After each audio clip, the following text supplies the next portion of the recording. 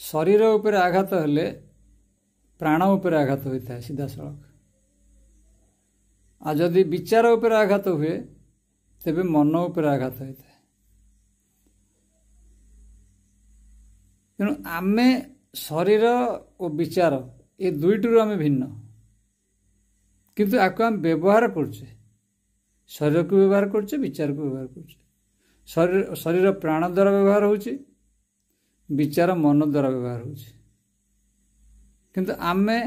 आठर ऊर्ध्वरे चेतना किंतु आमे एतिक न जानले आमको द्वंद्व सृष्टि हम जे आमे निजु केतेबेले शरीर बिली भाबिया केतेबेले मन बिली भाबिया केतेबेले विचार बिली भाबिया केतेबेले शरीर बिली भाबिया बा प्राण बिली भाबिया ए द्वंद्व समस्त सृष्टि होछि प्रायतः ये द्वंद्व मुक्ति पाइबा दरकार वास्तविक ज्ञान होछि